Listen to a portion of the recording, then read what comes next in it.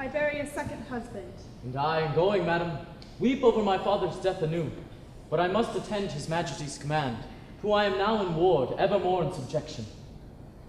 You shall find of the king a husband, madam. You, sir, a father. He that is so generally at all times good, must out of necessity hold his virtue to you. What hope is there of his majesty's amendment? He hath abandoned his physicians, madam. This young gentlewoman had a father. Oh, that had, what a sad passage 'tis, whose skill was almost as great as his honesty. Would for the king's sake he were living. I think it would be the death of the king's disease. How called you the man you speak of, madam? He was famous, sir, in his profession, and it was his great right to be so. Gerard de Narbonne. The king very lately spoke of him, admiringly and mourningly. What is it, my good lord, the king languishes of? Pistola, my lord. I heard not of it before. I would were it not notorious. Is this young gentlewoman the daughter of Gerald de Narbonne? His sole child, my lord, and bequeathed I overlook him.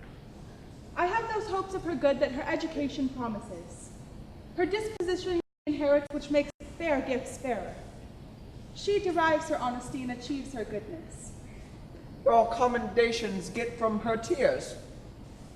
'Tis the best brine a maiden can season her praise in. The remembrance of her father never approaches her heart, but the tyranny of her sorrows takes all livelihood from her cheek. No more of this, Helen, go to no more, lest it rather be thought you affect a sorrow than to have. I do affect a sorrow indeed, but I have it too. Moderate lamentation is the right of the dead, excessive grief the enemy of the living. If the living be enemy to the grief, the excess makes it soon mortal. How know we that? Madam, I desired your holy wishes. Be thou blessed, Bertram, and succeed thy father, in manner as in shape. Love all, trust a few, do wrong to none, and be able for thine enemy, rather in power than use, and keep thy friend under thy own life's key. What heaven more will that thee may furnish, and my prayers, look down, fall on thy head.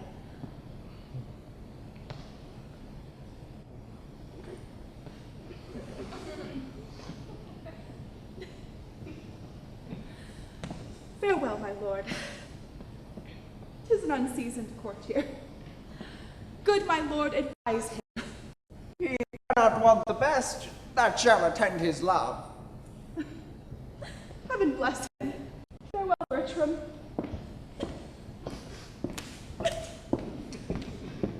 The best wishes that can be forged in your thoughts be servants to you. Be comfortable to my mother, your mistress, and make much of her. Farewell. Farewell, pretty lady. You must hold to the credit of your father.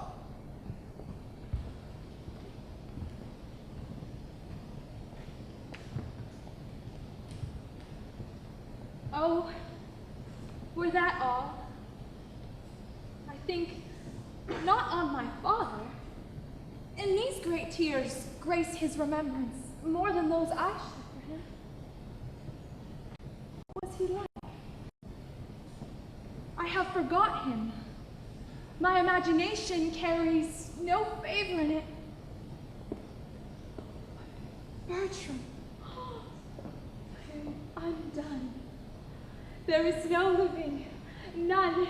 If Bertram be away, oh, 'twere all one. I should love a bright, particular star, and think to wed it. He is so above me.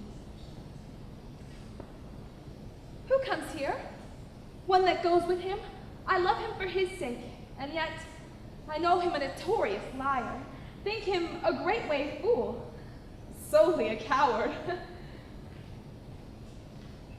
Save you, fair queen. And you, monarch? No.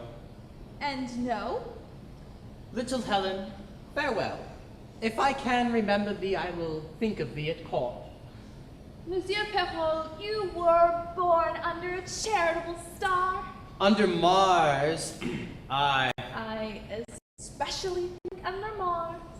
Why under Mars?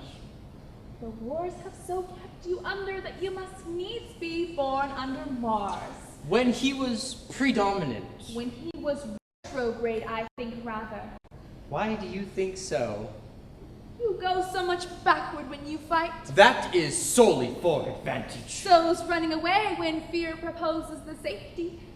I am so full of businesses that I cannot answer thee acutely. Farewell. When thou hast leisure, say thy prayers. When thou hast none, remember thy friends. Get thee a good husband, and use him as he uses thee. Oh. Farewell.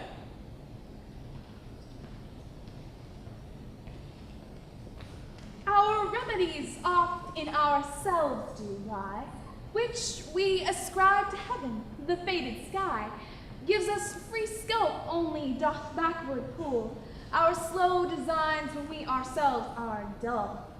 What power is it which mounts my love so high? Oh, that makes me see and cannot feed mine eye. Whoever strove to show her merit that did miss her love? The king's disease, my project may deceive me, but my intents are fixed, and shall not leave me.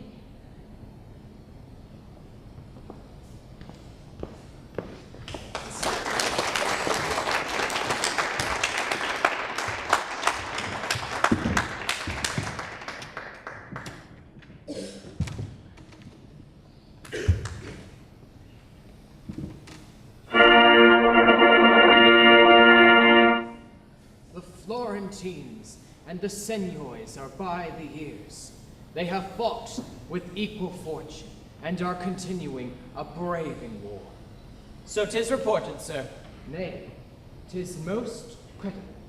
Here we receive it a certainty, vouched from our cousin Austria. With caution, the Florentines will move us for speedy aid, wherein our dearest friend prejudicates the business, and would seem to have us make denial. His love and wisdom, approved so to your majesty, may plead for amplest credence. He hath armed our answer, and Florence is denied before he comes. And yet, for our gentlemen that means to see the service, freely have they leave to take stand on either part.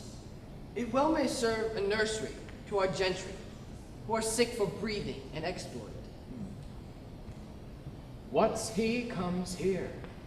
It is the Count Brasilian, my lord, young Bertram. Youth, why bear'st thy father's face? Frank nature, rather curious than in haste, hath well composed thee. Thy father's moral parts mayst thou inherit too. My dear boy, welcome to Paris. My thanks and duty are your majesty's. I would I had that corporal soundness now, for your father and myself, in friendship, first tried our soldiership.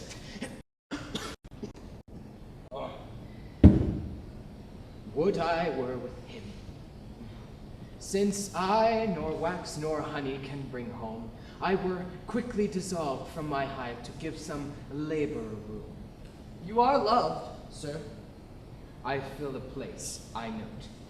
How long is't, Count, since the physician at your father's died? He was much famed. 6 months since, my lord. If he were living, I would try him yet. Lend me an arm. Lend me an arm. The others have worn me out with their applications of nature and sickness, and debated at their leisure. Welcome, Count, my son's no dear. Thank you, majesty.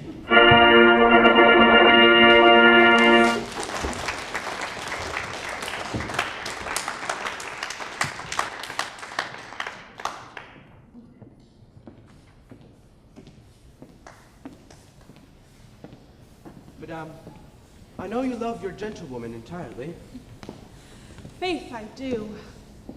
Her father bequeathed her to me, and she herself, without other advantage, may lawfully make title to as much love as she finds. There is more owing her than is paid, and more shall be paid her than she'll demand. Madame, I was very late in more near her than I think she wished me. Alone she was, and did communicate to her own ears. And she thought, I dare vow for her they not touch any stranger's sense. The matter was is that she loved her son. And this she exclaimed the most bitter sorrow I've ever heard a virgin explain, in which I kept my duty to acquaint thee with all. You have discharged this honestly. Pray you keep it to yourself. Many likelihoods informed me of this before. Pray you leave me. Stall this in your bosom, and I thank you for your honest care. I will speak with you further anon.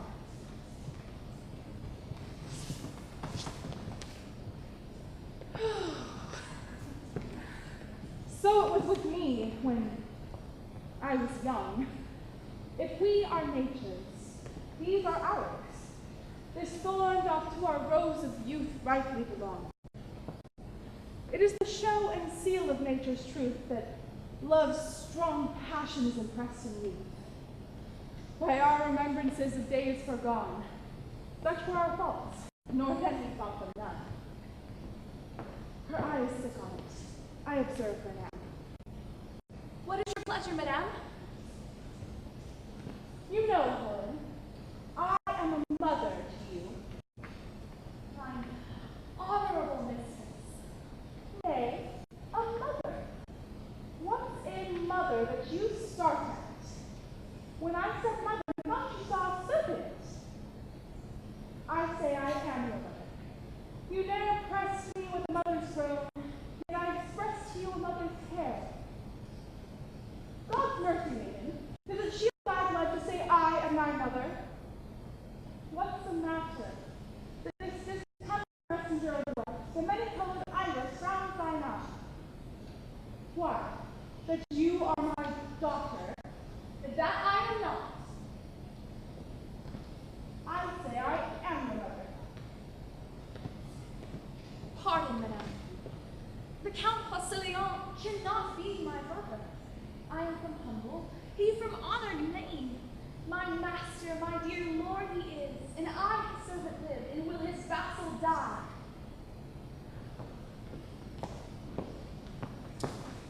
He must not be my brother. Nor I your mother. Who are my mother? Would you were so that my lord your son were not my brother, indeed my mother? Or were you both our mothers? I care no more for than I do for heaven, so I were not his sister. Can't no other, but I your daughter, he must be my brother. Yes, Helen, you might be my daughter-in-law. What, pale again? Now to all sense 'tis gross you love my son. But then tell me then, 'tis so, for look thy cheeks confess it, the one to the other, and thine eyes see it so grossly shown in thy behaviors, that in their kind they speak it. I charge thee, as heaven shall work in me to thine avail, to tell me truly. Pardon, madame. Do you love my son? Your pardon, noble mistress. Love you my son? Do not you love him, madame? Go not about. My love hath in it a bond of which the world takes note. Come, come, disclose the state of your affections, for your passions have to the full appeased.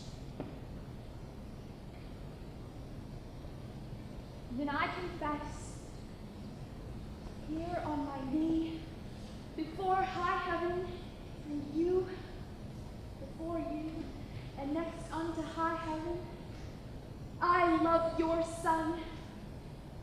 My friends were poor, but honest, so's my love. Be not offended, for it hurts not him that he is loved of me. I follow him not by any token of presumptuous suit, nor would I have him till I do deserve him, yet never know I how that desert should be. Oh, I know I love in vain, strive against hope, yet in this captious and untenable sieve I still pour in the waters of my love.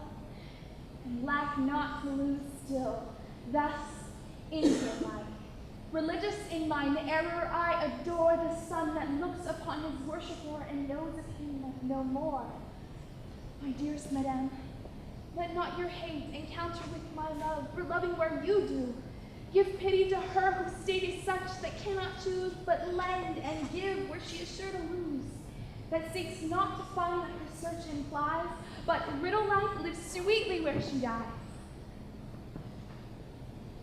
Had you not lately an intent, speak truly, to go to Paris? Madame, I have. Wherefore? Tell truth. I will tell truth. By grace itself, I swear.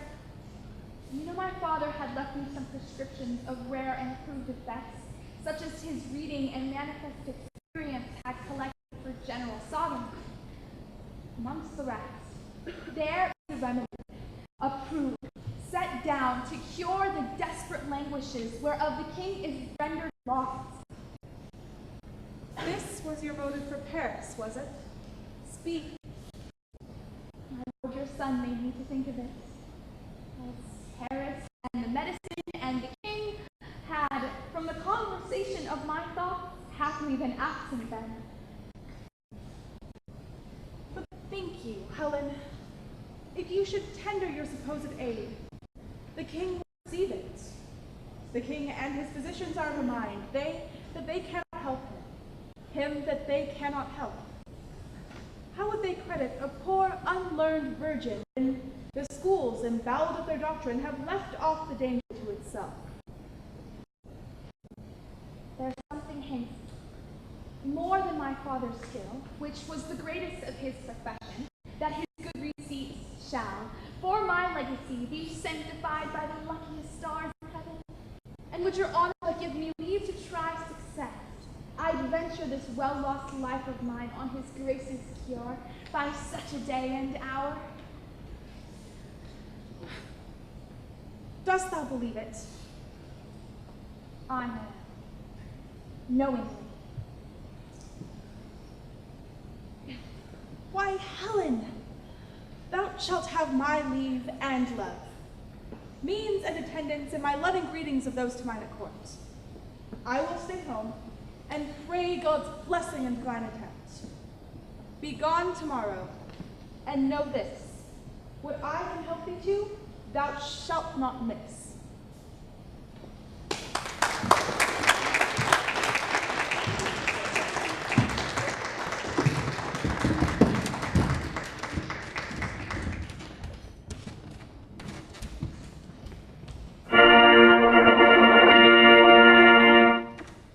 Farewell, young lords. These warlike principles do not throw from you, and to you I say farewell.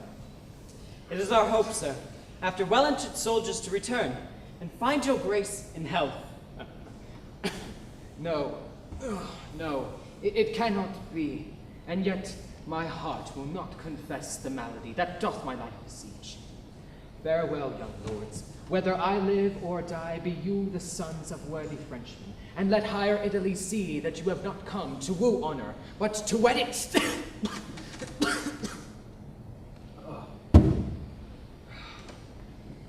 Find what you seek, so that fame may cry you loud. I say farewell. Health at your bidding. Serve your majesty.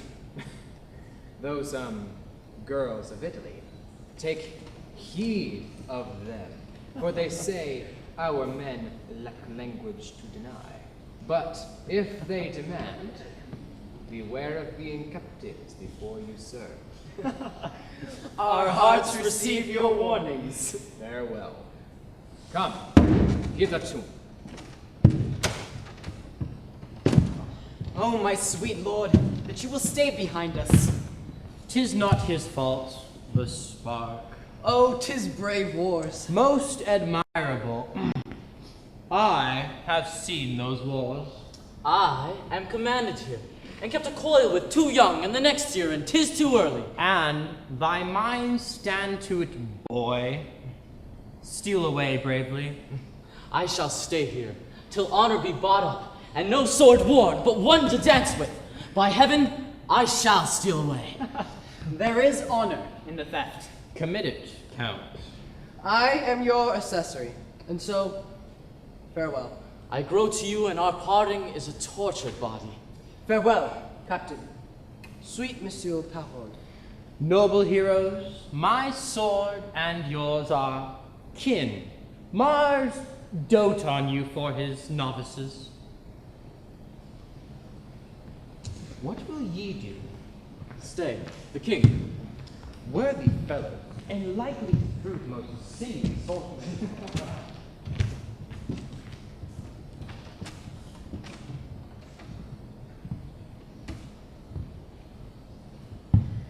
Pardon, my lord, for me and for my tidings. I'll, fee thee to stand up. Then here stands a man who hath brought his pardon. I would you had kneeled, my lord, to ask me mercy, and that at my bidding you could so stand up. I would I had. My good lord, 'tis thus. Will you be cured of your infirmity? My good man, I believe not. I have seen medicine that is able to breathe life into a stone, quicken a rock, and make you dance canary with a sprightly fire and motion, whose simple touch is powerful to arise King Pepin. Nay, give great Charlemagne a Penzance hand and write to her a love line. What her is this? Why, Dr. She, my lord, there's one's arrived.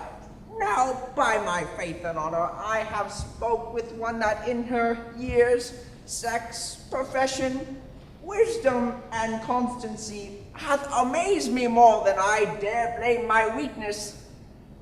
Will you see her now, and know her business? For that is her demand. That done, laugh well at me.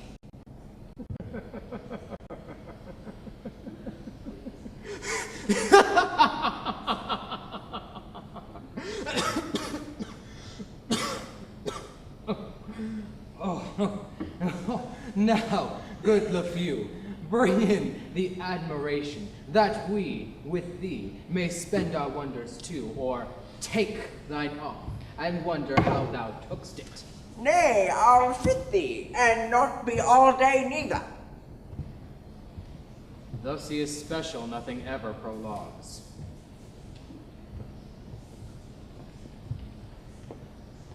Nay, come your ways. This haste hath wings indeed. Nay, come your ways. This is his majesty. Say your mind to him. Fare you well.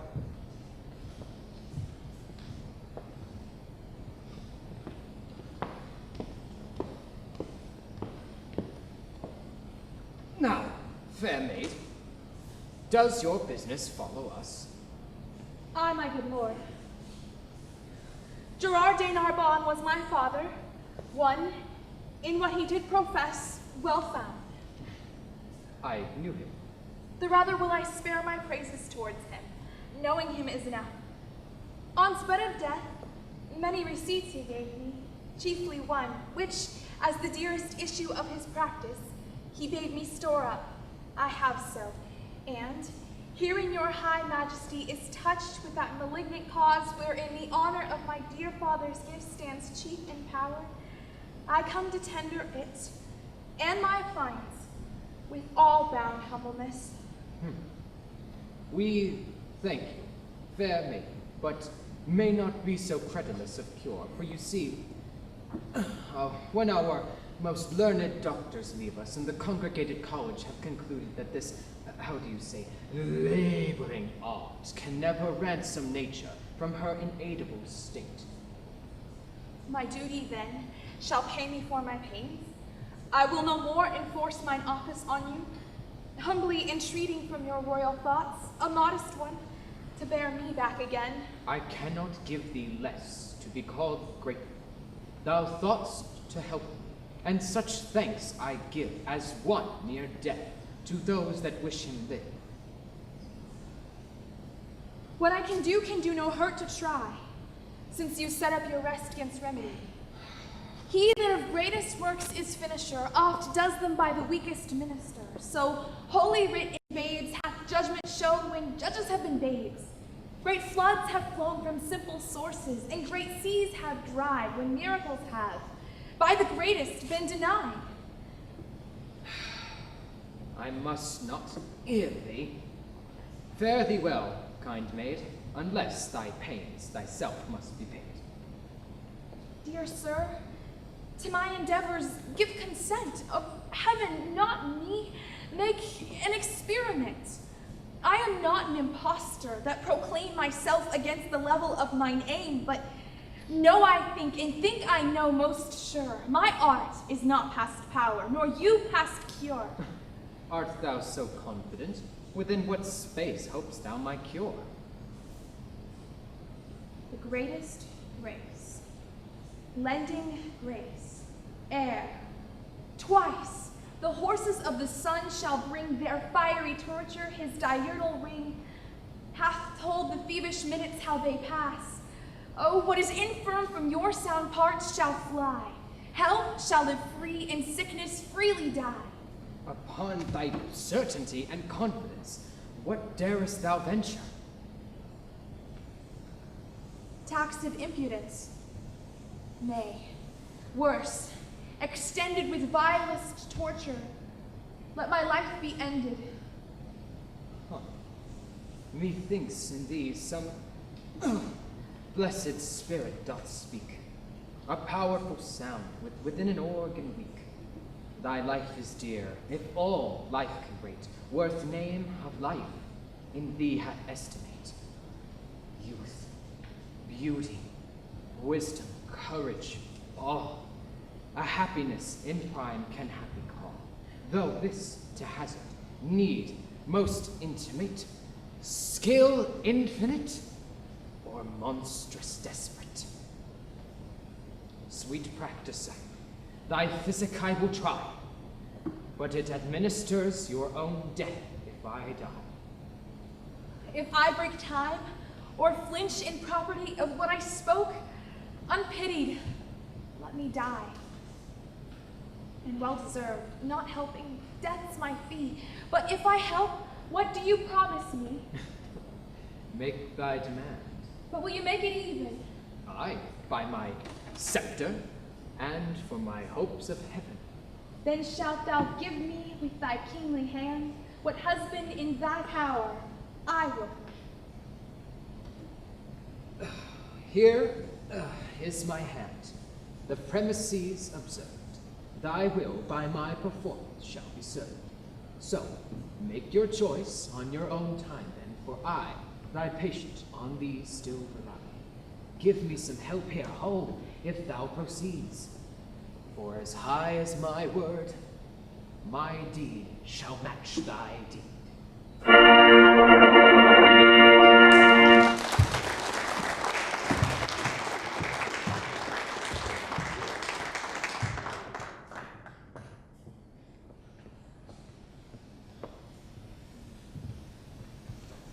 They say miracles are past. We have our philosophical persons to make modern and familiar things supernatural and causeless. Hence it is that we make trifles of terrors, ensconcing ourselves into seeming knowledge when we should submit ourselves to an unknown fear. 'Tis such an argument of wonder that hath shot out in our latter times. And so 'tis. To be relinquished of the artist, So I say. both of Galen and Right. Herod, So I say. that gave him out in Right. As 'twere man assured of a. uncertain life and sure death. Just you say well what I would have said. I may truly say it is a novelty to the world. Just you say well what I would have said.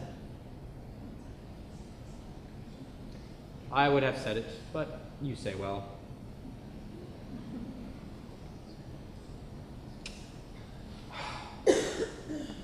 Here comes the king. What du vinaigrette? Is not this Helen? For God, I think so. Go, call before me all the lords in court. Go.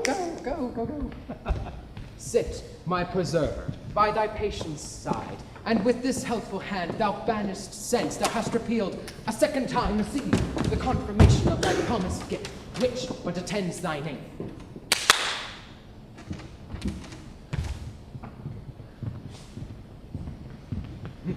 Now, fair maid, seek thine eye, for this youthful parcel of bachelors standeth thy bestowing. Of both sovereign power and father's voice I must use, thy frank election make.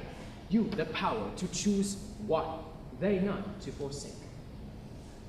To each of you, one fair and virtuous mistress fall, when love please, marry to each but one.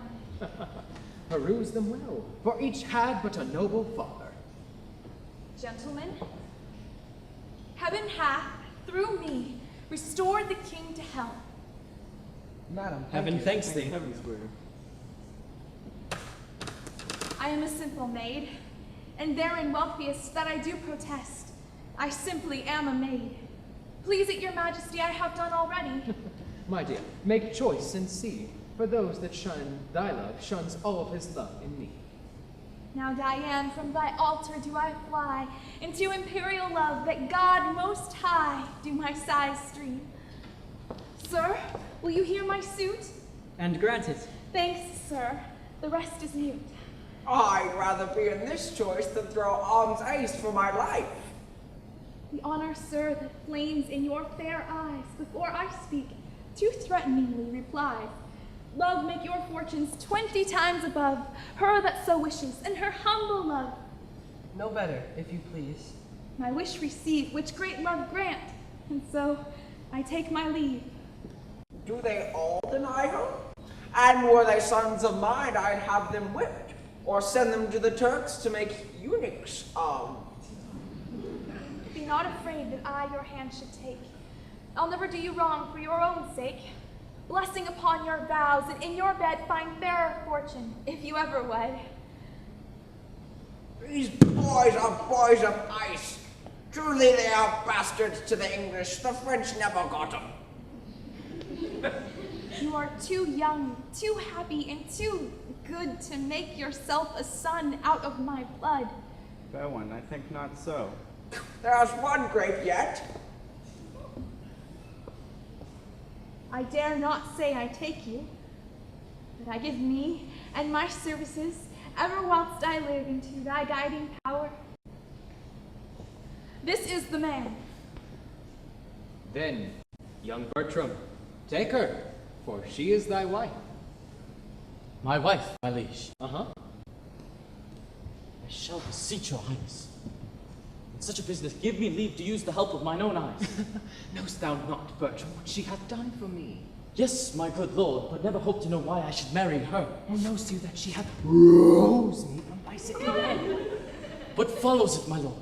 To bring me down must answer for your raising. I know her well. She had her breeding at my father's charge. A poor physician's daughter, my wife. 'Tis only title which disdains her, the which I can build up. She is young, wise, fair. These in nature make immediate heir, and these breed honor. What more should be said? If thou canst love this creature as a maid, the rest I can receive. Virtue and she is her own dower, honor and wealth from me. I cannot love her, nor will strive to do it. Thou wrongest thyself if thou strives to choose so. That you are well restored, my lord. I'm glad. Let the rest go. My honor is at the stake, which to defeat I must produce my power. Take her by the hand, proud, scornful boy, unworthy this good gift. Check thy contempt, obey our will, which travails our good, and to thine fortunes and obedient right, to both thy duty owes, and thy power claims, or I will throw thee from my care forever, into the staggers, and the careless lapse of youth and ignorance, both my revenge and hate loosing upon thee in the name of justice, without any pity. Speak thine answer. Pardon, my gracious lord, for I submit my fancy to your eyes. When I consider what great creation and what dole of honor was in my nobler thoughts most base, is now the praise of the king. who's so ennobled, is as if we're born so. Take her by the hand and tell her that she is thine. I take her hand.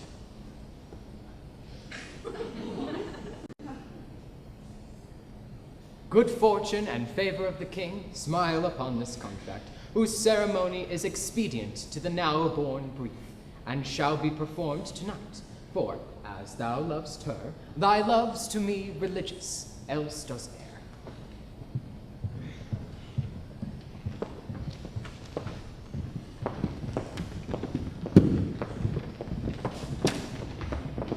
Do you hear, monsieur?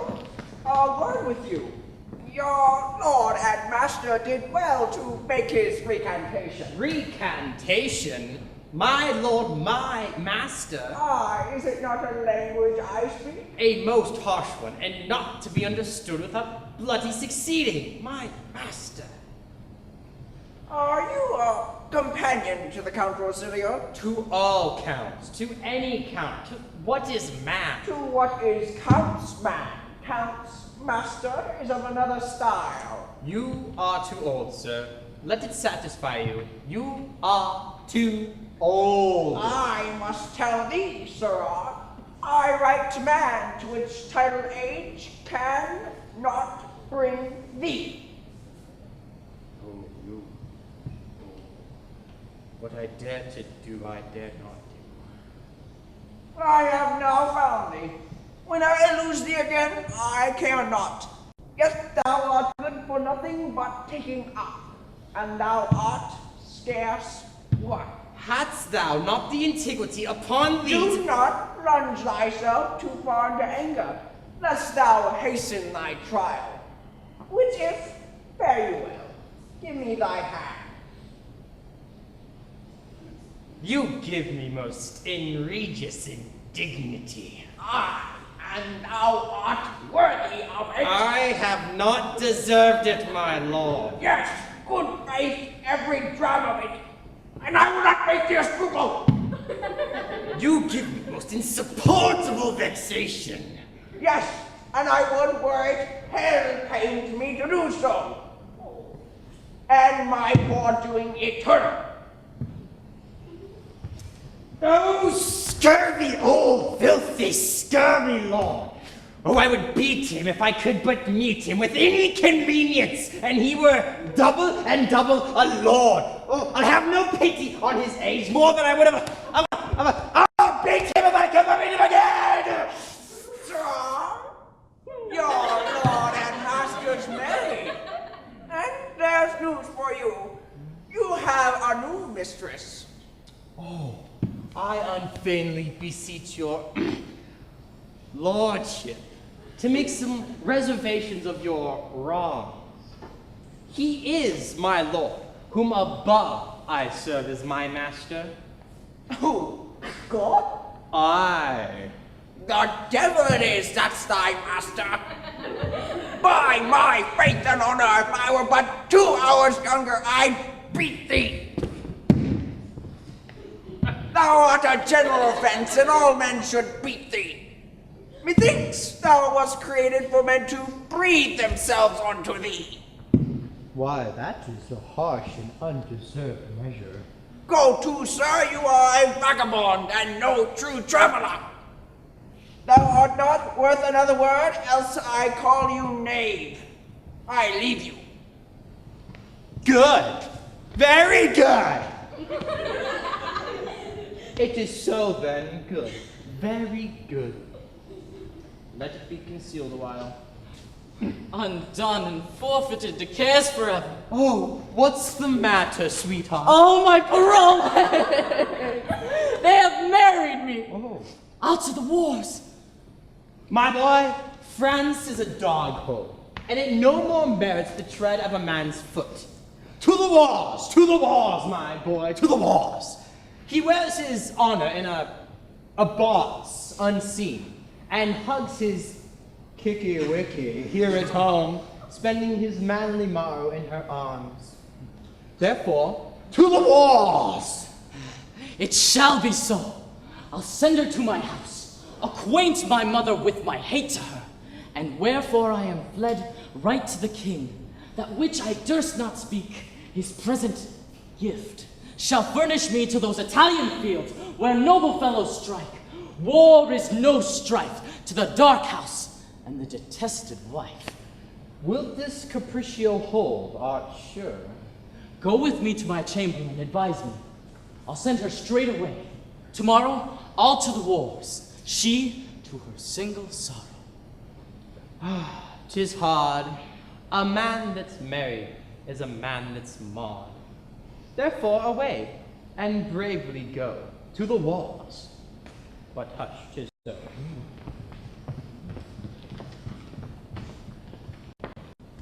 I hope, sir, I have your goodwill to have mine own good fortune. Child, you have my prayers to keep you on, and to lead you on. Have them still. Madam, my master will go away tonight. A very serious business calls upon him. What's his will? That you would take your instant leave of the king. What more commands he? That having the knowledge you presently know, go. In everything I wait upon his will. I shall report it so. I pray you.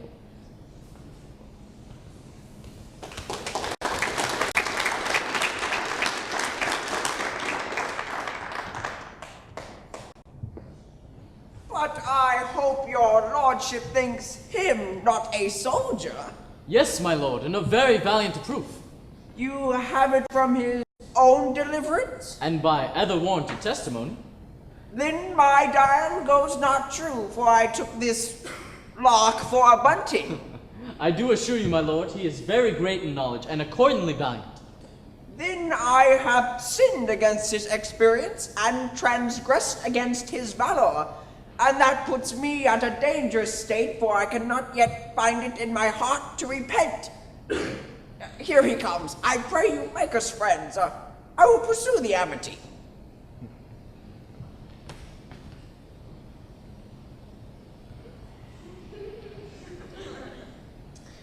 These things shall be done, sir.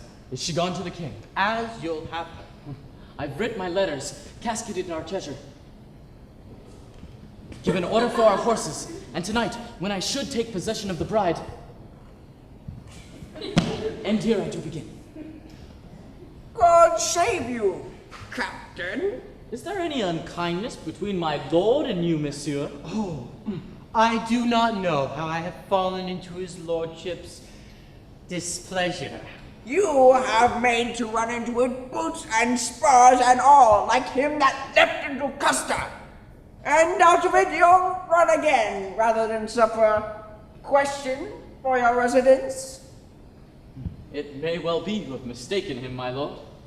And shall do so ever, though I took him at prayers. Fare you well, my lord, and believe this of me. The soul of this man is in his clothes. Trust him not in matter of heavy consequence. Farewell, monsieur. I have spoken better of you than you have worth or wit to deserve at my hand. But we must do good against evil.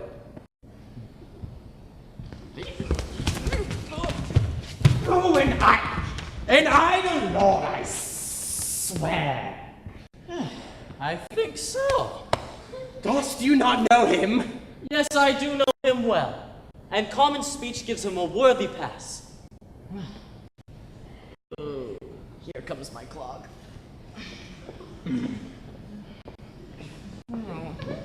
I have, sir, as I was commanded from you, spoke with the king and have procured his leave for present parting.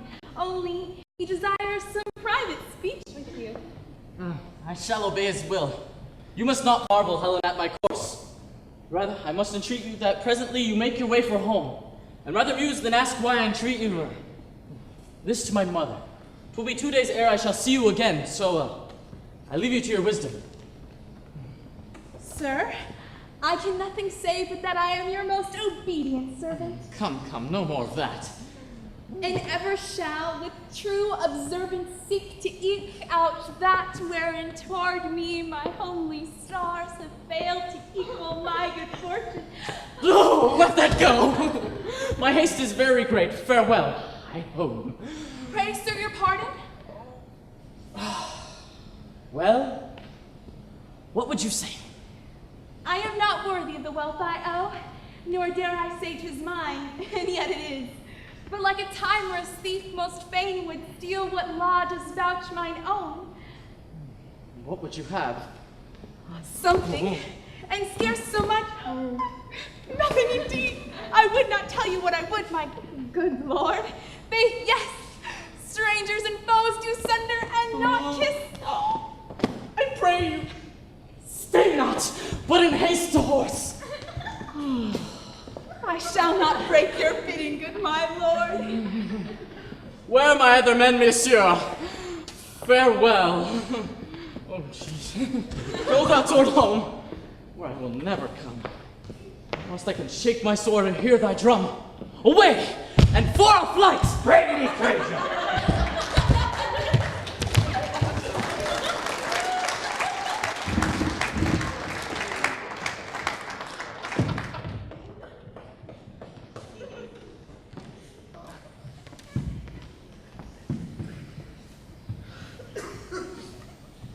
It has happened all as I would have it, save that he comes not along with her.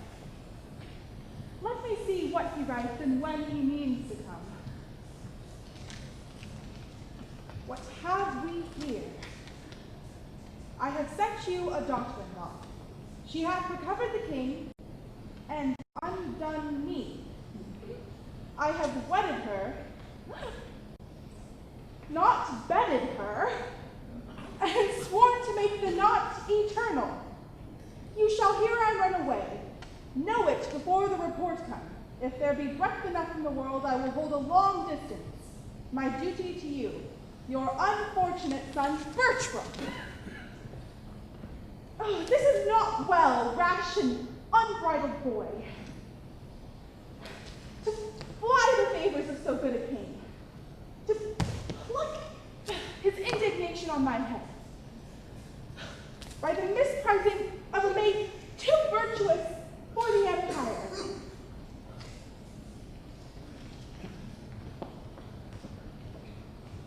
Save you, good madame. Madame, my lord is gone.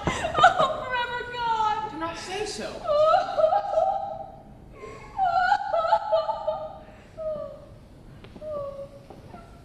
Think upon patience.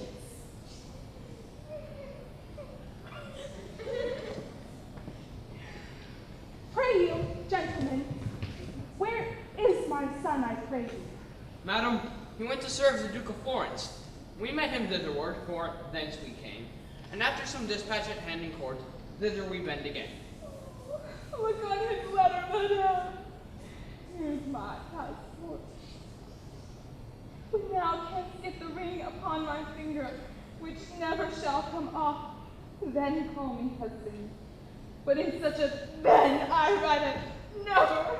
This is a dreadful sentence.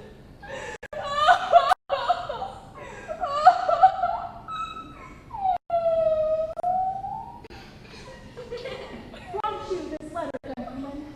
I, madame, and for the content's sake, are sorry for our pains. Prithee, lady, have better cheer.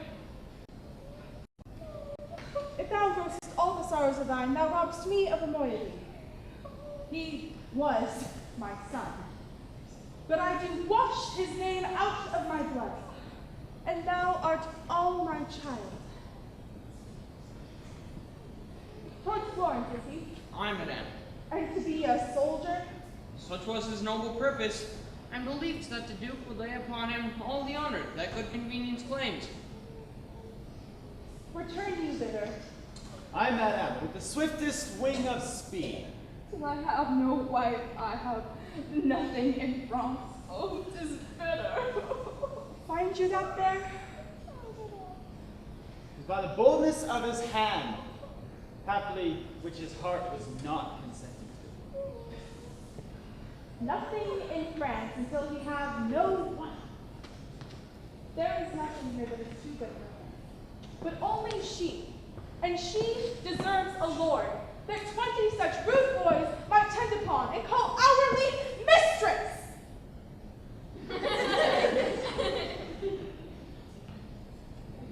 Who is with him? A servant only, and a gentleman of which I have sometime known. Hawkroll, is it not? I, madam, he. A very tainted fellow, and full of wickedness. My son corrupts the well-derived nature of his reason. Aye, my good lady, the fellow has a deal of that too much, which holds him much to have. You're welcome, gentlemen. And I will entreat you when you see my son, to tell him that his sword can never win the honor that he loses. More I'll entreat you greatly to bear along. We serve you, madam. In this and all your worthy affairs. Not so.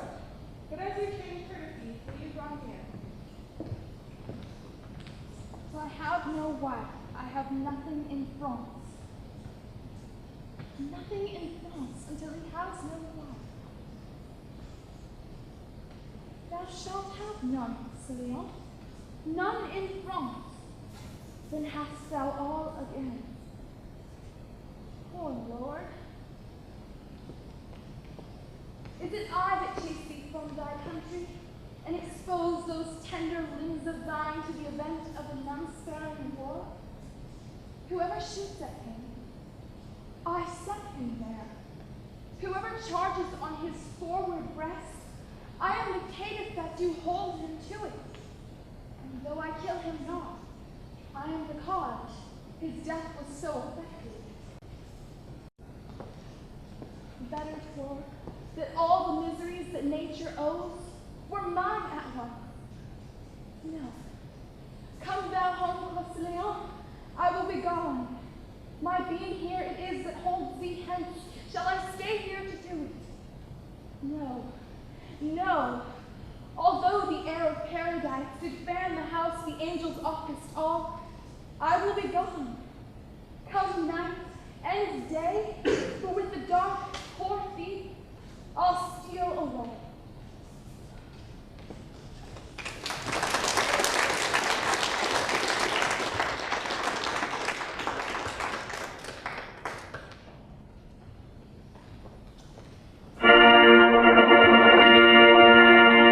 The general of our horse thou art, and we, great in our hope, that best love and credence upon thy promising fortune.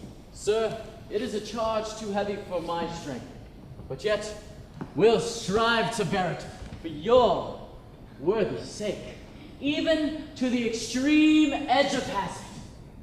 Then go thou forth, and may fortune play upon thy prosperous helm, as thy auspicious mistress.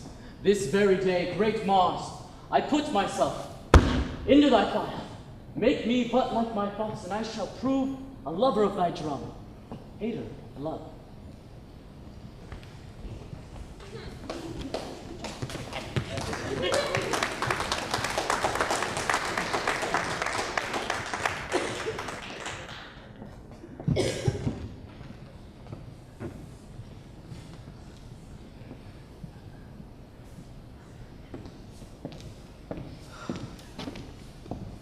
Alas! And would you take the letter of her? Might you not know that she would do as she has done by sending me a letter?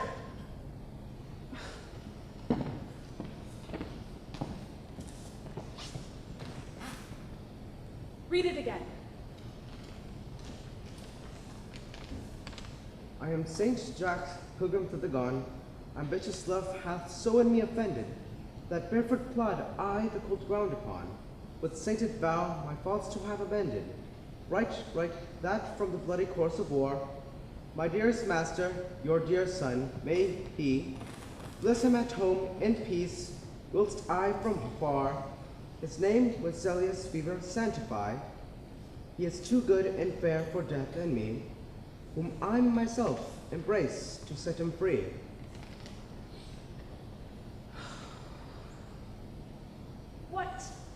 angel shall bless this unworthy husband.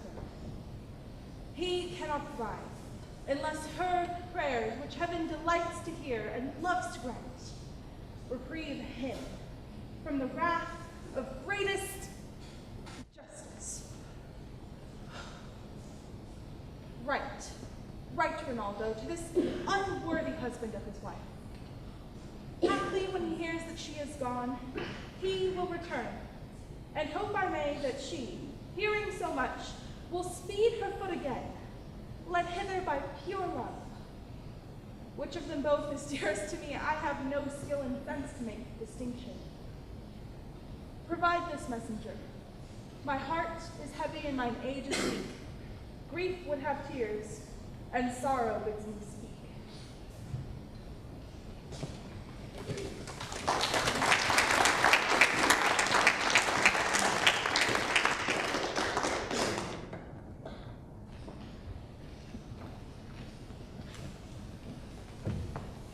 Nay, come, for if the Jew approach the city, we shall lose all sight. They say the French Count has done the most honorable service. It is reported that he has taken their greatest commander, and with his own hand slew the Duke's brother.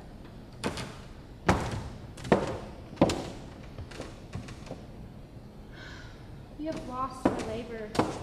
They have gone a contrary way. Come, let's return again and suffice ourselves with the report of it. Well, Diana, take heed of this French earl. I have told my neighbor how you've been solicited by a gentleman, his companion. I know that knave, hang him, one Parole, a filthy officer he is in those suggestions for the young earl. Beware of them, Diana. Their promises, enticements, oaths, tokens, and all these engines of lust are not the things that go under. I hope I need not to advise you further, but I hope your own grace will keep you where you are. You shall not need to fear me. I hope so. Look, here comes a pilgrim. I know she'll lie at my house. Thither they send one another. I'll question her. God save you, pilgrim. Whither are you bound? To St. Jacques le Grand. Where do the Palmers lodge, I do beseech you? At St. Francis, here beside the port. Is this the way? Aye, Marius. Hark you, they come this way. If you will tarry, poor pilgrim, but till the troops pass, I will conduct you where you shall lodge. Or rather, I think I know your hostess as ample as myself. Is it your cell? If you will please so, pilgrim. I thank you, and will stay upon your leisure. I think you came from France. I did so. Here you shall see a worthy countryman of yours. His name, I pray you. The Count Rosilion. Know you such a one? But by the ear that hears most nobly of him, his face I know not. Oh. What summary is he's bravely taken here?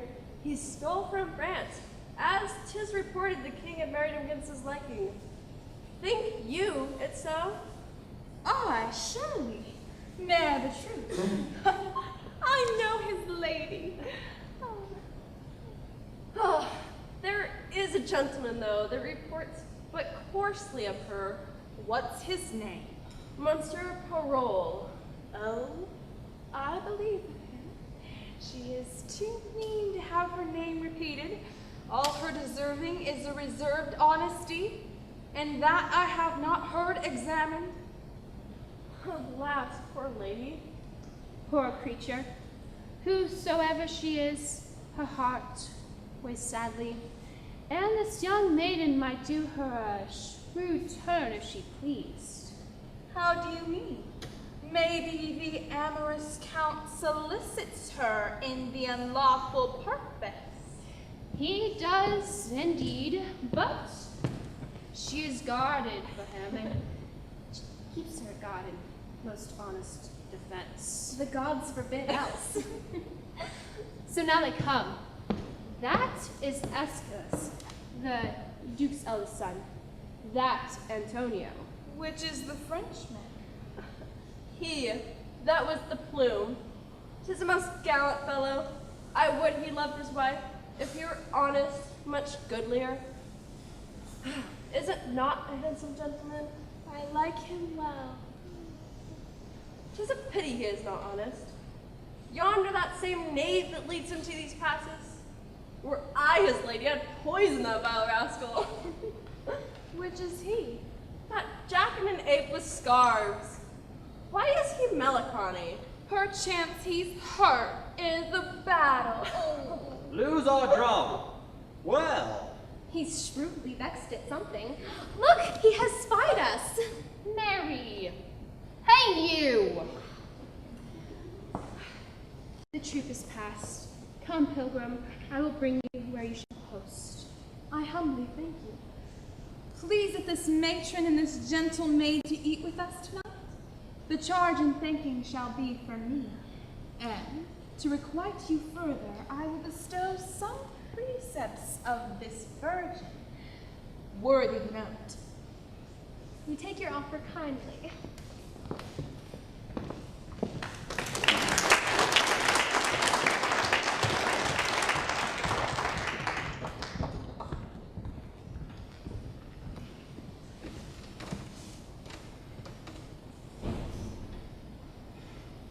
Nay, good, my lord. Put him to't. Let him have his way. If your lordship find him not a hilding, hold me no more in your respect. Upon my life, my lord, a bubble. Do you think I am so far deceived in him? Believe it, my lord. In mine own direct knowledge, he's a most notable coward, an infinite and endless liar, an hourly promise breaker, and owner of no one good quality worthy your lordship's entertainment. It were fit you knew him, lest, reposing too far in his virtue, which he hath not, he might at some great and trusty business, in a main danger, fail you. I would I knew in what particular action to try him. None better than to let him fetch off his own drum, which you hear him so confidently undertake to do. Aye, with a troop of Florentines, we will suddenly surprise him. We will bind and hoodwink him, so that he will believe no other, but he has been carried into the leisure of the adversary. Be but he, your lordship, present at his examination, and if he do not, on highest compulsion of base fear, and for the promise of his life, offer to betray you, and offer up all of his intelligence against you, trust not my judgment in anything. Oh, for the love of laughter, let him fetch off his own drum. He says he has a stratagem for me. Here he comes. For the love of laughter, hinder not the humor of his design. Let him fetch off his drum in any hand. How now, monsieur? This drum sticks sorely in your disposition. A poxont, let it go. 'Tis but a drum. But a drum? 'Tis but a drum. A drum so lost? It was a disaster of war that Caesar himself could not have prevented, if he had been there to command. Well, we cannot greatly condemn our success. Some dishonor we had in the loss of that drum, but it is not to be recovered now. It might have been recovered. It might, but it is not now. It is to be recovered. Well, if you have a stomach to it, monsieur, and speed well in it, the Duke shall both speak of it, and extend to you what further becomes his greatness, even to the utmost syllable of your worthiness. By the hand of a soldier, I will undertake it. But you must not now slumber in it. I'll about presently this evening, and put myself in my mortal preparation. Look to hear further from me by, midnight. May I be bold to acquaint his grace you are gone about it? I know not what the outcome will be, but the attempt I vow. I know thy art valiant, and to the possibility of thy soldiership will subscribe for thee. Farewell. I love not many words.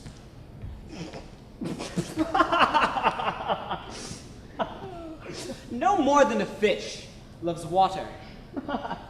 Is not this a strange fellow, my lord, who so confidently seems to undertake this business, which he knows is not to be done? You do not know him, my lord, as we do. Certain it is that he will steel himself in a man's favor, and for a week escape a great deal of discoveries. But when you find him, you will have him ever after. Why do you think he will make no deed at all of this? That so seriously he does address himself unto? None in the world, but return with an invention, and clap upon you 2 or 3 probable lies. Him. You shall see his fall tonight, for indeed he is not for your lordship's respect. I shall go look my twigs. He will be caught. Your brother, he shall go along with me. As to please your lordship, I will leave you. Now will I lead you to the house and show you the lass I spoke of. Oh, but you say she is honest. I spoke to her but once and found her wondrous cold. I sent her tokens and letters which she did resend. This is all I've done. She's a fair creature. Will you go see her? With all my heart, my lord.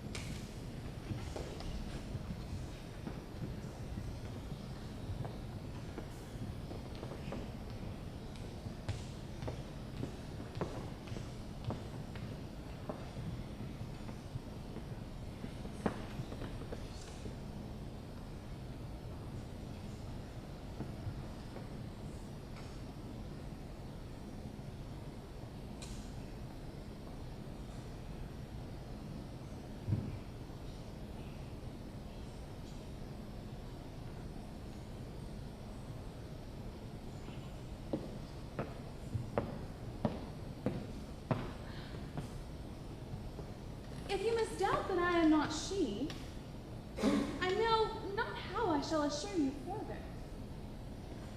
Though my states be fallen, I was well born, and would not now put my reputation in any staying act. Nor would I wish you. First, give me trust. The Count, he is my husband. Take this purse of gold, and let me buy your friendly help thus far. The Count, he woos your daughter. Let her, in fine, consent, and will direct her how 'tis best to bear it. Now his impatient blood will not deny that she'll demand a ring the Count he wears, that downward hath succeeded in his house from son to son, some 4 or 5 descents. This ring he holds in most rich choice, yet to buy his will it would not seem too dear, howe'er repented after. I now see the bottom of your purpose. You see it lawful then. It is no more but that your daughter, ere she seems as one, desires this ring. After this, to marry her, I'll add 3,000 crowns to what is past already. I have yielded. Instruct my daughter how she shall persevere. Every night he comes with music of all sorts, and songs composed to her unworthiness. Well then tonight, let us essay our plot. Let's about it.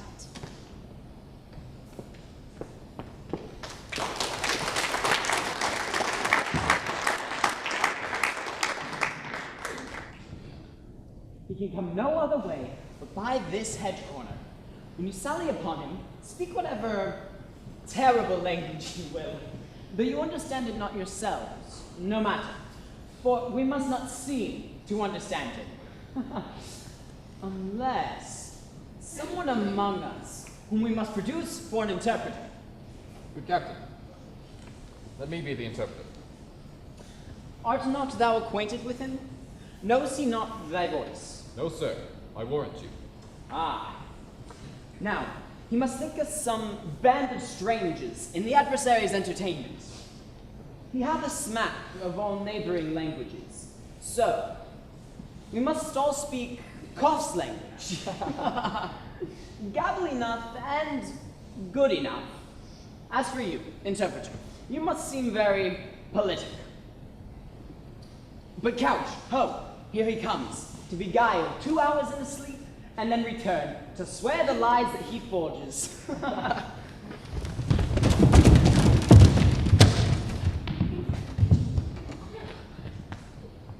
10 o'clock. Within these 3 hours, 'twill be time enough for me to go home. But what shall I say I have done? It must be a very plausive invention that carries it, for they begin to smoke me, and disgrace have of too late knocked at my door.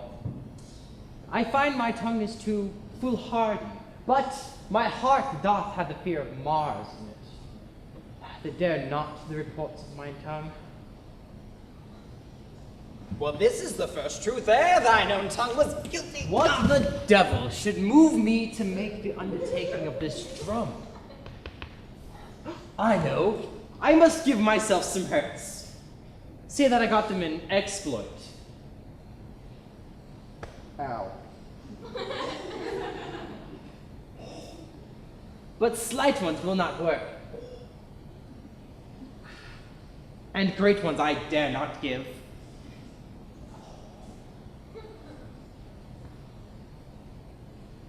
Is it possible that he knows what he is, and be that he is? If only I could find a drum of the enemy's, I would swear I had recovered it. Ha, you shall hear one anon.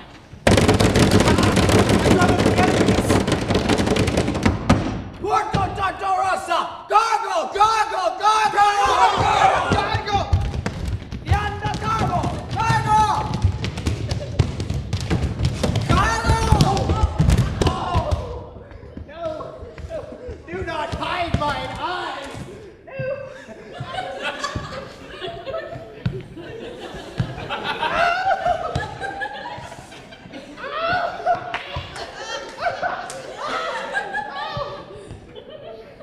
Boscos!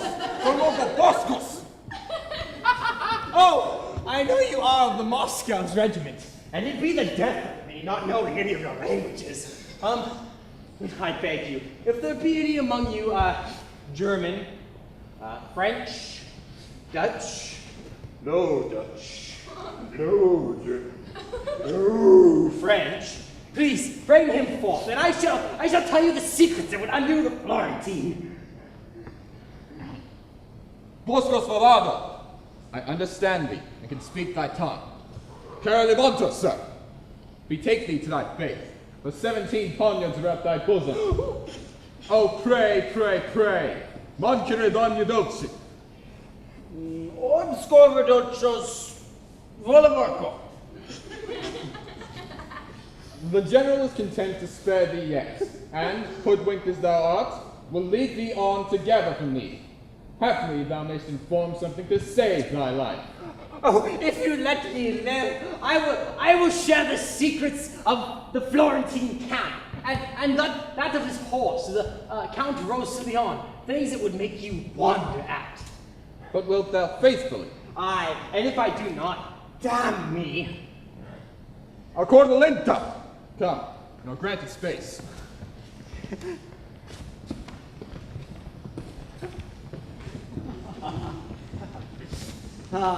Go. Tell the Count Rosilion and my brother, we have caught the woodcock, and we shall keep him muffled till we do hear from them. Captain, I will. That he will betray us all unto ourselves. Inform him that. So I will, sir. Until then, I will keep him dark and safely locked.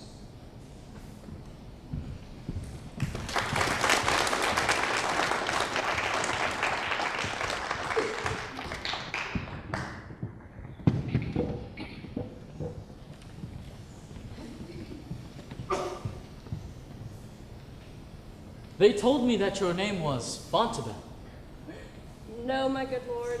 Diana. titled goddess and worthed with addition. But fair soul, in your fine frame hath love no quality? When you are dead, you should be such a one as you are now, for you are cold and stern. And now you should be as your mother was when your sweet self was got. She then was honest. So should you be. No, my good lord, she did but duty as you owe to your wife. Come, no more of that. I was compelled to her, but I love thee by love's own sweet constraint, and will ever do thee all rights of service. Aye, so you serve us until we serve you, and when you have our roses, you barely leave our thorns and mock us at our bareness. How have I sworn? 'Tis not the many oaths that makes the single truth, but the plain single vow that is thou true. Be not so wholly cruel. Say thou art mine, and ever my love as it begins shall so persevere. I see, my lord, men make ropes in such a snare that we will forsake ourselves. Give me that ring. I'll lend it thee, my dear, but have no power to give it from me. Will you not, my lord? It is an honor belonging to our house, bequeathed down from many ancestors. Well then, I see you love me not, and so good night. Here, take my ring. My house, mine honor, yea, my life be thine, and ever I'll be bid by thee. When midnight comes, knock at my chamber window, and on your finger in the night I'll put another ring. What time then proceeds may token to the future our past deeds. Adieu to them, then not fail you have won a wife of me, though there my hope be done. A heaven on earth I've won by wooing thee. Long live to thank both heaven and me. You may so in the end. My mother told me just how he'd woo, as if she sat in his heart. She says all men have like oaths.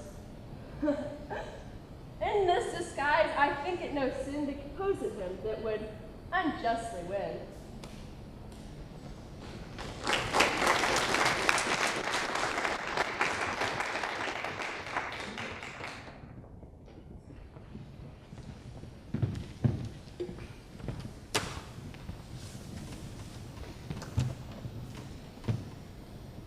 You have not given him his mother's letter? I have delivered it an hour since. There's something in it that stings his nature, for on the reading it, he changed, almost into a different man. He has much worthy blame laid upon him for shaking off so good a wife and so sweet a lady. Especially since he hath incurred the everlasting displeasure of the king. What hear you of these wars? I hear there is an overture of peace. Nay, I assure you, a peace concluded. What will Count Volsinian do then? Will he return again to France? Sir, his wife, some 2 months since, fled from his house. Her pretense is a pilgrimage to St. Jacques le Grand, which holy undertaking, with most austere sanctimony, she accomplished. And residing there, the tenderness of her nature became as prey to her grief.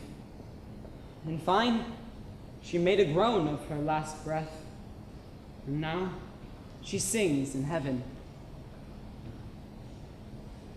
Hath the Count all this intelligence? Aye, and the particular confirmations from point to point, to the full arming of the verity. I am heartily sorry that he will be glad of this. How mightily sometimes we make comforts of our losses. And how mightily some other times we drown our gain in tears. The dignity that his valor hath acquired here will at home be encountered with shame ample. The web of our life is a mingled yarn of good and ill.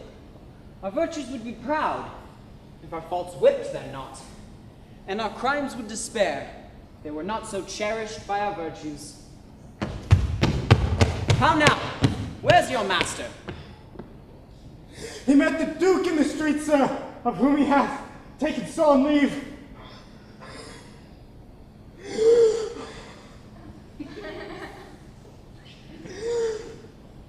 His lordship will next morning for France. Well, here's his lordship now. How now, my lord. It's not after midnight. I have tonight dispatched 16 businesses. I have congeed with the Duke, done my adieu with his nearest, buried wife, mourned for her, writ to my lady mother I am returning, and between these main parcels of dispatch, effected many nicer deeds. Come forth, shall we have this dialogue between the fool and the soldier? Bring forth this counterfeit module. Bring him forth. How does he carry himself? He weeps like a wench that is shed her milk. He hath confessed himself to Morgan, whom he supposes to be a friar, from the time of his remembrance to this instant disaster. And what think you he hath confessed? Nothing of me, has he? His confession shall be read to your face. If your lordship be in it, as I believe you are, you must have the patience to hear it. A plague upon him! Muffled, he can say nothing of me! Hush! Hoodman comes.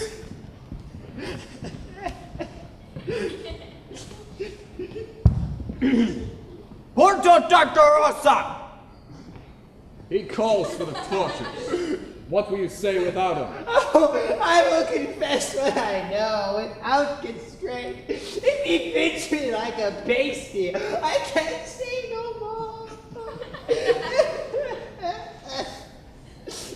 Bosco Trinocho! Bob Labindo Shigamarco. You are a merciful general. Our general bids you answer to what I shall ask you out of a note.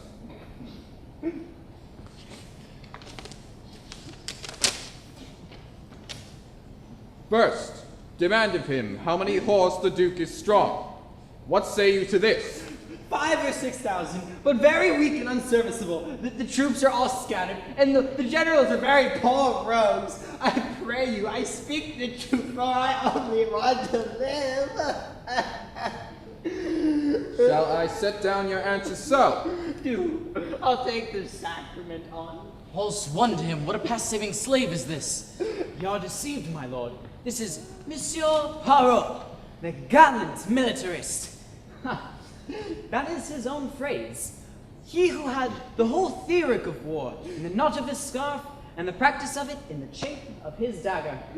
I will never trust a man again for keeping his sword clean, nor believing that he can have everything about him by wearing his apparel neatly.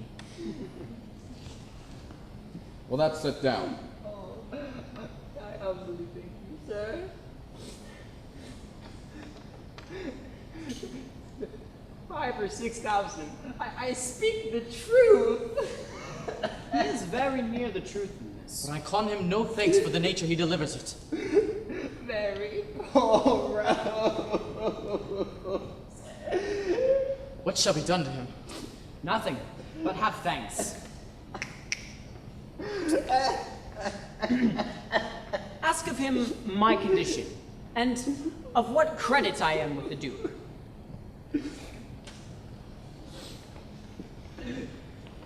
Well, that's set down. Demand of him whether one Captain Dumaine be in the camp, a Frenchman, what his reputation is with the Duke, what his valor, honesty, and expertness in wars, or whether he thought it not possible, with well-weighing sums of gold, to corrupt him to revolt.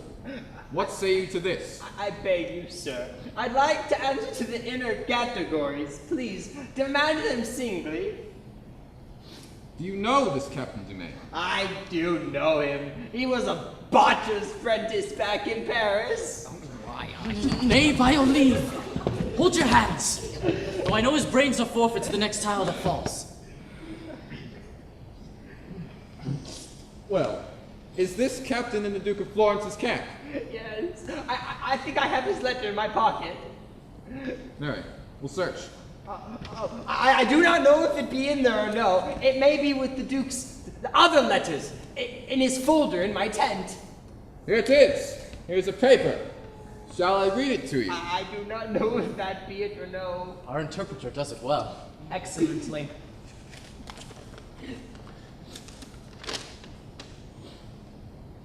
Diane, the Count's a fool. and full of gold. That is not the count's letter. That is an advertisement to a proper maid in Florence, one Diane, to take heed of this Count Rousillon boy. I pray you, sir, put it up again. Nay, I'll read it first, by your faith. When he swears oaths, bid him drop gold and take it. He ne'er pays after debts, take it before. And say a soldier, Diane, told thee this. The Count's a fool, I know it. Thine, as he vowed to thee in thine ear. Pockrell. He shall be whipped through the army. This is your devoted friend, the gallant militarist, and the omnipotent soldier. I could endure anything before but a cat, and now he's a cat to me. Once more to this Captain Dumaine. You have answered to his reputation with the Duke and to his valor. What's his honesty? He will steal, sir, an egg out of a cloister. In breaking lies, he's stronger than Hercules. I have but little to say about his honesty, sir. For that which an honest man should not have, he has. And what an honest man should have, he has not.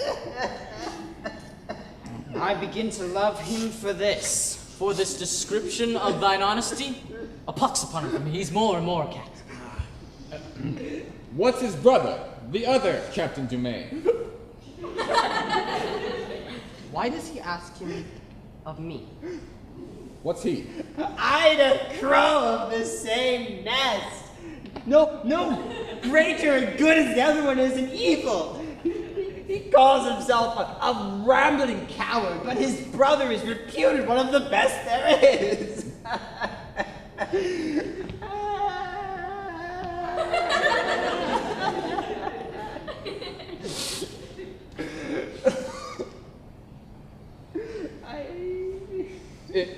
If your life be saved, you will undertake to betray the Florentine? I'll whisper with the general, and know his pleasure. Oh, a drummer, I'll be no more. A pox upon all drums. For who would have expected an ambush where I was taken?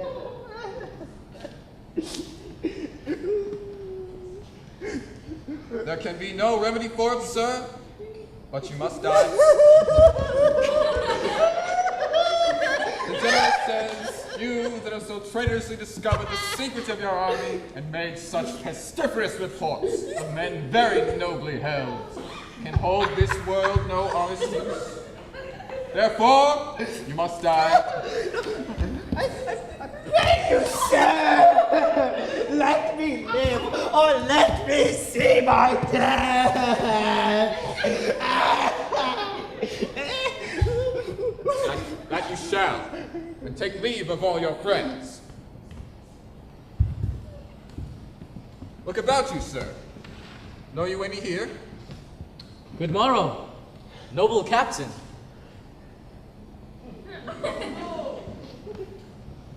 Sweet Monsieur Perrault. God save you, noble captain. Will you give me a copy of the sonnet you writ Diana on the Count Rousillion's behalf? And were I not a very coward, I would compel it of you. Fare thee well.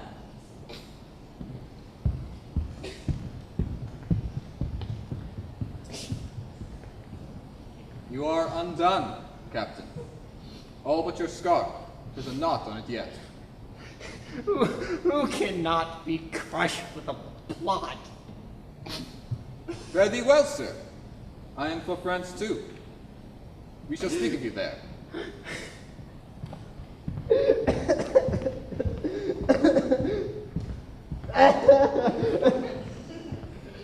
Yet I am thankful. A captain I will be no more, but eat and drink and sleep as soft as a captain I shall. Rust sword, cool blushes, and live Pachron, safest in shame Fooled only by foolery thrive. There's place on earth for every man alive. All about after them.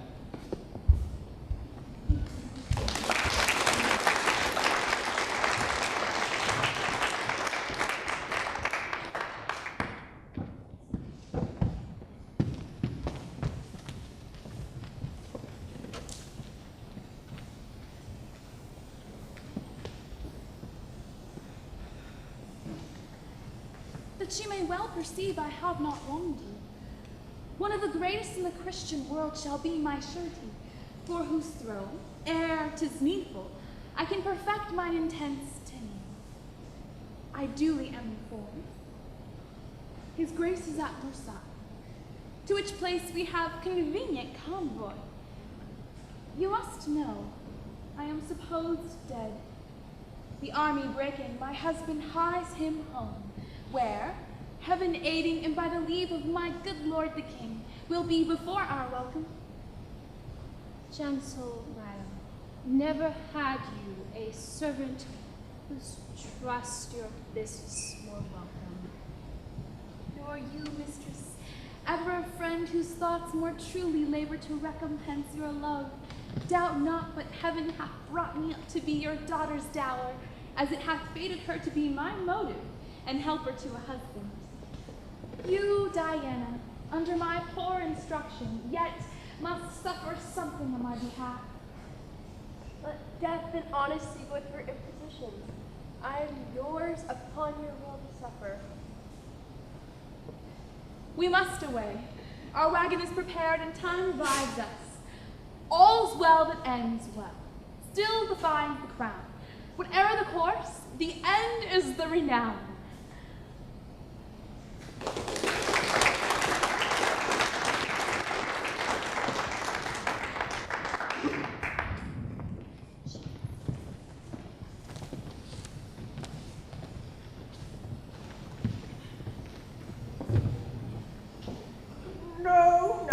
No, your son was misled with the snip taffeta fellow there.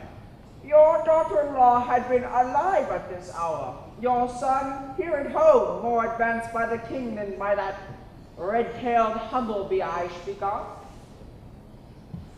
I wish he had not known him.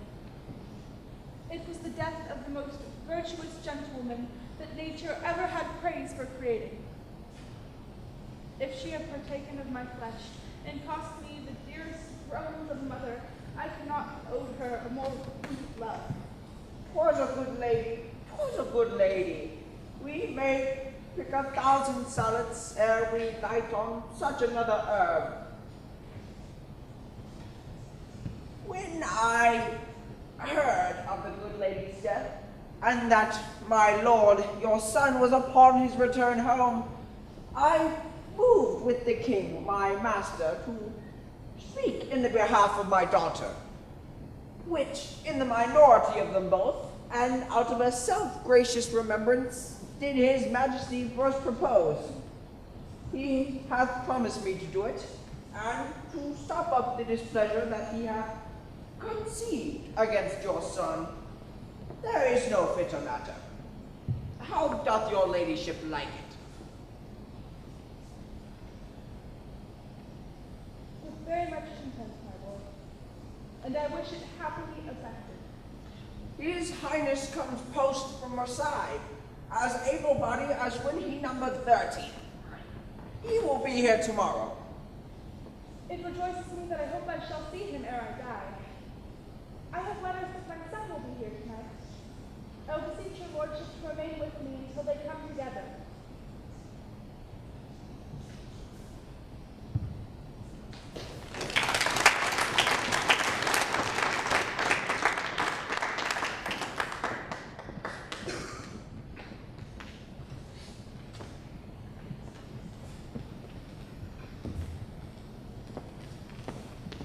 But this exceeding posting day and night must wear your spirits low and happy tongue.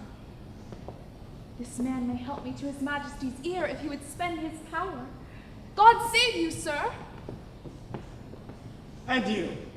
Sir, I have seen you in the court of France. I've been sometimes there. Goaded with most sharp occasions which lay nice manners by, I put you to the use of your own virtues, for the which I shall continue thankful. What is your will? That it would please you to give this poor petition to the king, and aid me with that store of power you have to come into his presence. The king's not here. Not here, sir. Not indeed. He hence removed last night with more haste than in his use. Lord, how he woos our pains. All's well that ends well yet. I do beseech you, sir. Whither is he gone? Marry as I take it, to Rossillon, whither I am going. I do beseech you, sir, since you are like to see the king before me, commend the paper to his gracious hand. I will come after you with what good speed our means will make us meet. This I'll do for you. And you shall find yourself to be well thanked, whate'er falls more. We must to horse again. Go, go, provide.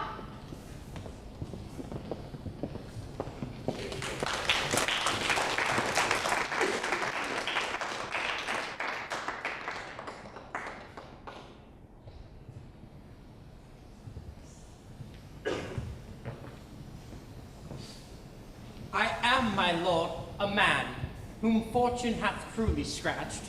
And what would you have me to do? Wherein you played the knave with fortune, that she should scratch you, who herself is a good lady. There's a crown for you, and for other business. I beg you, just one word. Come, you shan't have it, save your word. My name, my good lord, is Parole. Cox my passion. Give me thy hand. How does your drum? You are the first that found me. Was I, in sooth? You were the one that take me out, so you should take me in. Out upon thee, knave! Do you put me at once in both the house of God and the devil? One brings thee in grace, and the other brings thee out. The king approaches, I know by his trumpets. Sirrah, inquire further after me. Though you are a fool and a knave, you shall eat. Go to, father. Oh, I praise God for you.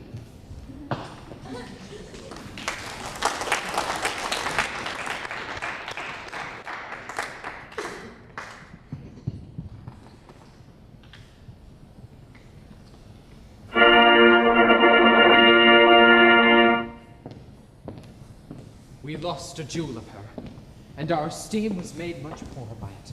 But your son is mad in folly, lacked the sense to know her estimation home.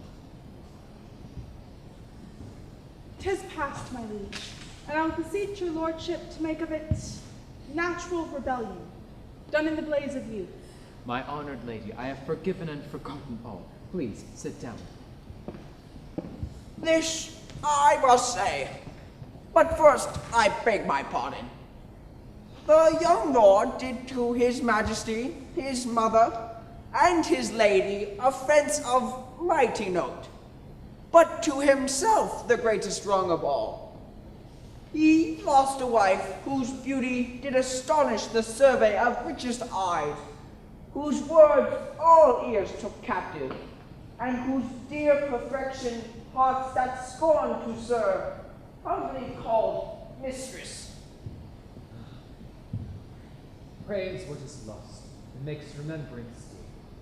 Guard, call him hither. Let him approach, a stranger, no offender, and inform him, so 'tis our will he should. I shall, my liege. What says he to your daughter? Have you spoken? All that he is hath reference to your highness.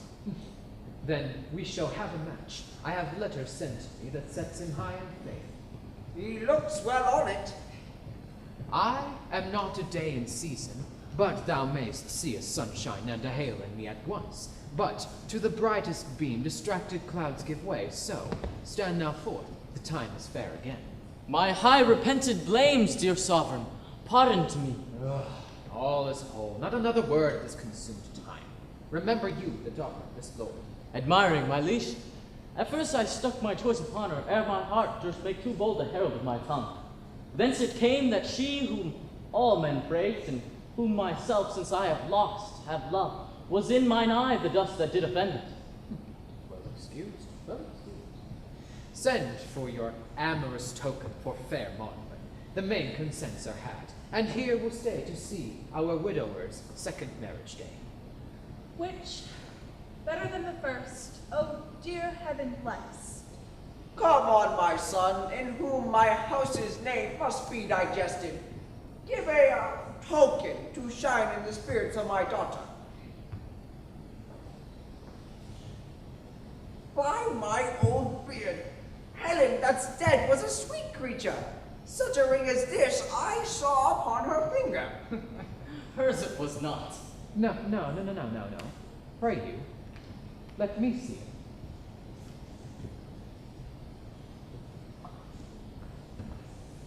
This ring is mine.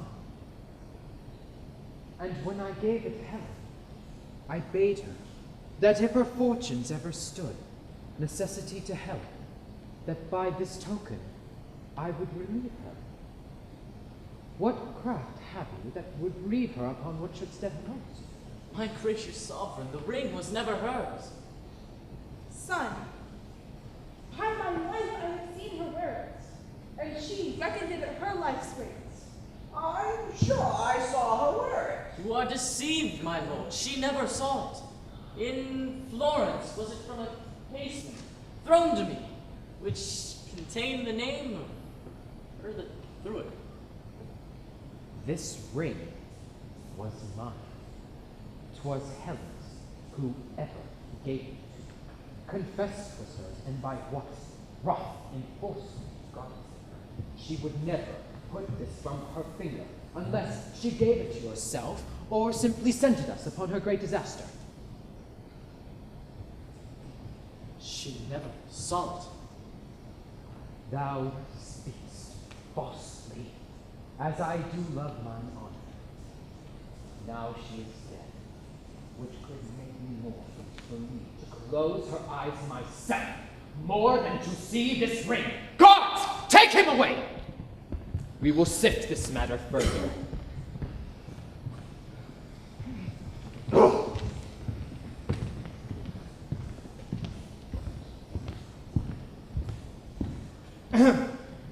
Gracious sovereign, whether it be by my fault or no, I know not. Here's a petition from Florentine, who by this I know is here attending. Her business, she told me, in a sweet verbal brief, did include your highness with herself. Thank you. Upon his many protestations to marry me, I blush to say it, he won her. Now is the Count Rossillon a widower, his vows are forfeited to me, and my honors paid to him. He stole from Florence, taking no leave, and I follow him to his country for justice. Grant it me, O king, in you it best lies, Diana Caplay. I will buy me a son-in-law and a fair for this none of him. The heavens have thought well on thee, Lafleur, to bring forth this discovery. Go speedily and bring again the court. I fear the life of Helen was foully snatched. Now justice on the doers. I wonder, sir, Sith wives are monsters to you. What woman is that?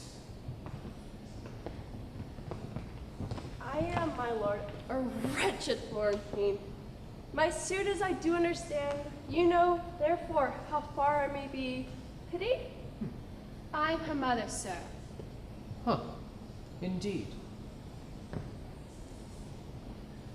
Come hither, Count. Come hither. Do you know these women? My lord, I neither can nor will deny but that I know them. Do they charge me further? Why do you look so strangely upon your wife?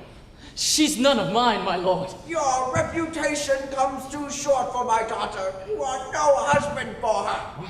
My lord, this is a fond and desperate creature, whom sometime I may have laughed with. He does me wrong, my lord. If I were so, he would have bought me at a common price. Do not believe him. Oh, behold this ring, whose rich fidelity and high respect did lack a parallel. Yet, for all that, he gave it to me.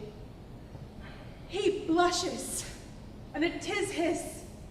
This is his wife that brings 1,000 proofs. Methought you said you saw one here in court could witness it. I did, my lord, but loath am I to produce so bad an instrument. His name is Parole. I saw that man today, if man he be. Find him and bring him hither. Bertram, she hath that ring of yours. I think she has. Certain it is I liked her.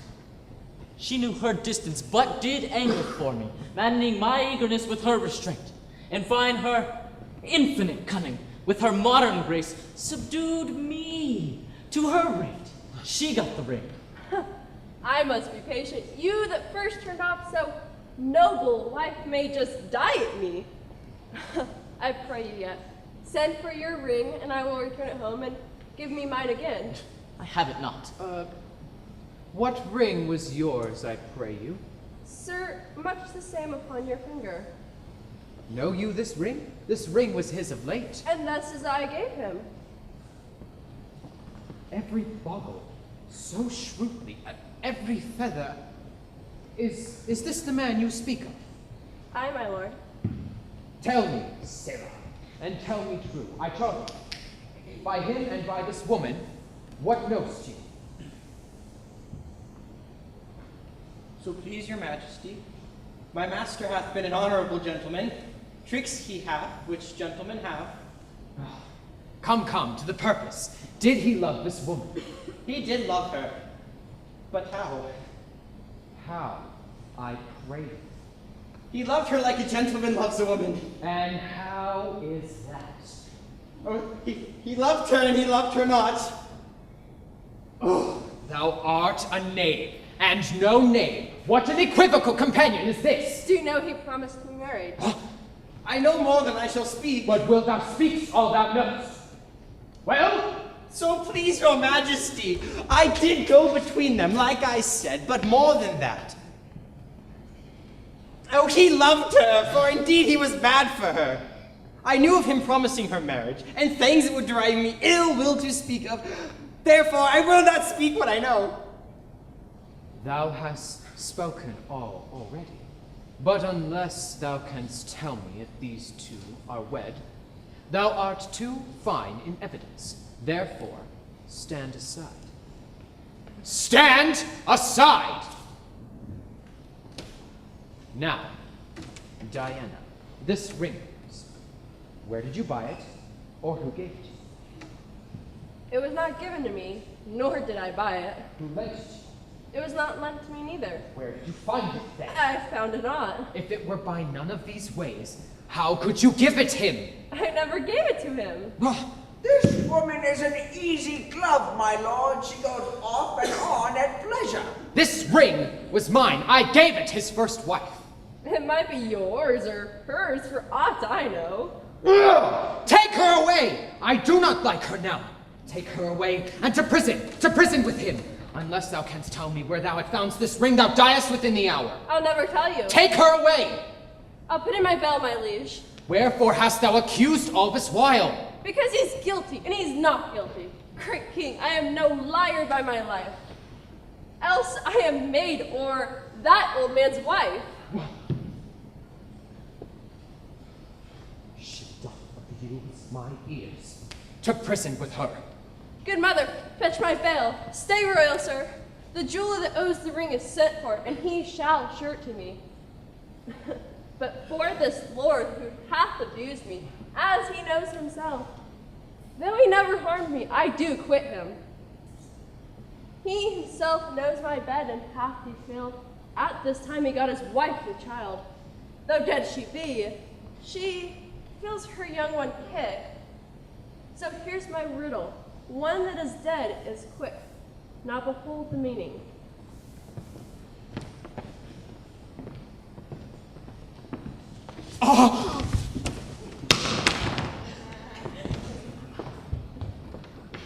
Is there no exorcist beguile the truer office of mine eyes? Is it you I see? No, my good lord. 'Tis but the shadow of a wife you see, the name and not the thing. Both will pardon.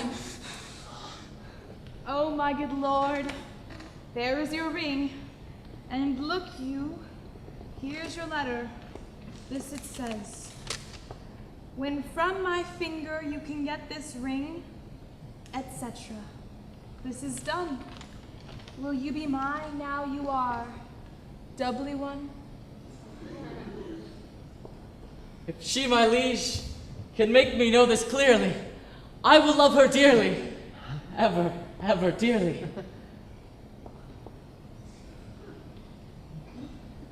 If it appear not plain, and prove untrue, deadly divorce step between me and you.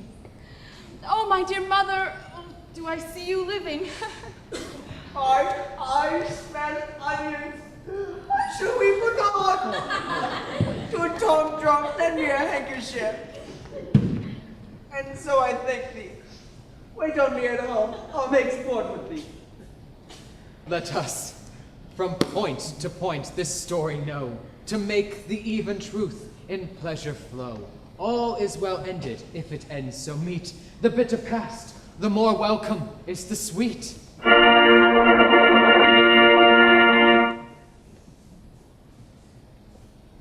The king's a beggar. Now the play is done. All is well ended, if the suit be won. That you express content, which we will pay with strife to please you, day exceeding day.